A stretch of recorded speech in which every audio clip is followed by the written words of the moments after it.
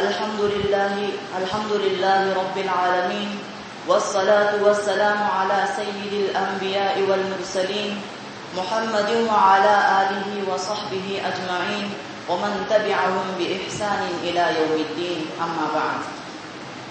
अय्युहल मुस्तमिऊन अल अकारिम, इन्नी उरीदु अन अअरिज़ अलैकुम हदीसन नबविय्या व नसीहतन समीना युक़द्दिमुहा रसूलुल करीम लिशाबिन मुमिन मलअल ईमान क़ल्बहु व ग़मरल यक़ीन नफ्सहु। अला व हुवा अब्दुल्लाह इब्न उमर इब्न अल-ख़त्ताब रज़ियल्लाहु अन्हुमा यक़ूल अहदुल अबादिलतिल अर्बअ फ़इन्नहु यक़ूल अख़ज़ रसूलुल्लाह सल्लल्लाहु अलैहि वसल्लम बिमनकिबैहि फ़क़ाल कुन फ़िद दुन्या कअन्नका गरीबुन औ आबिरु सबील वउद्द नफ्सक मिन अहलिल क़ुबूर। वकान इब्नु उमर रज़ियल्लाहु अन्हुमा यक़ूल इज़ा अमसैत फ़ला तंतज़िरिस सबाह व इज़ा अस्बहत फ़ला तंतज़िरिल मसा वख़ुज़ मिन सिह्हतिक लिमरज़िक व मिन हयातिक लिमौतिक।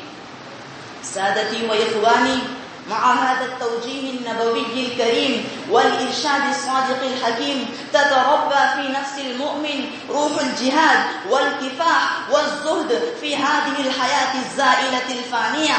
فليس المؤمن كغيره من أفراد الناس يكد ويكده ويشقى وينسب في سبيل حطام الدنيا وجمع ما فيها من ثروة ومال، بل إن له نفسا تواقة إلى المعالي تترفع به عن سفاسف الأمور وتعلو به إلى مدارج الرقي والكمال، إلى أجواء قدسية من حب الخير والبحث عما تتوق إليه النفس الكريمة من صالح الأعمال.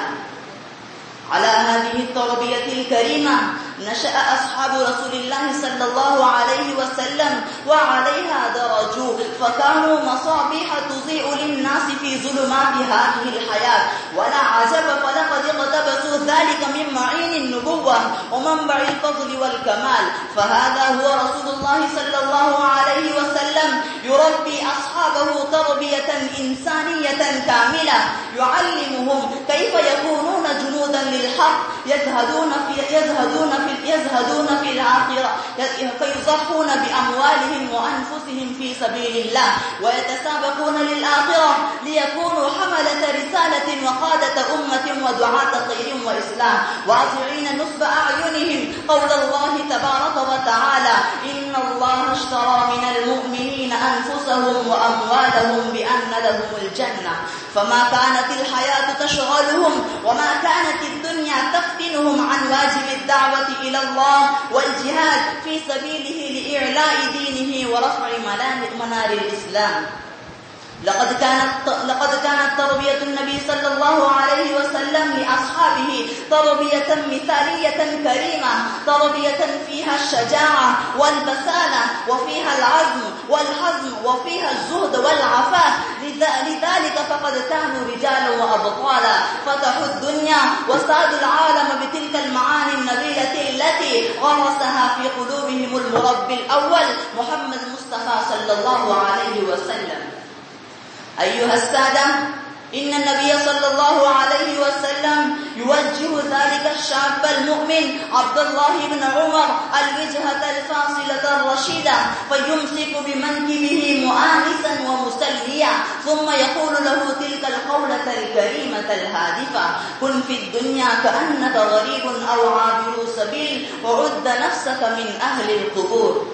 ما أجملها من نصيحة وما أكرمها من قولة، وحقا إنها للفتة سامية هادفة ونصيحة ثمينة غالية يقدمها الرسول الكريم لهذا الشاب المؤمن الذي ملأ الإيمان قلبه وغمر اليقين نفسه، فيحرك فيه بواعث الخير ويفجر فيه ينابع الإيمان والفضيلة.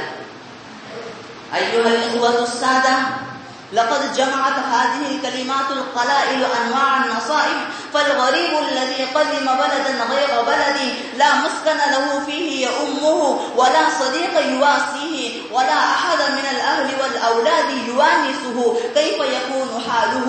ألا يشعر بالوحشة والغربة ويتمنى العودة إلى الأهل الأوطان وهل يكون له رغبة في البقاء بأرض الغربة والإقامة فيها فلله ما أسماها من نصيحة وما أصدقها من تربية أيها الإخوان هذه كلمتي إليكم في هذه العجالة واسمحوا لي والسلام عليكم ورحمة الله وبركاته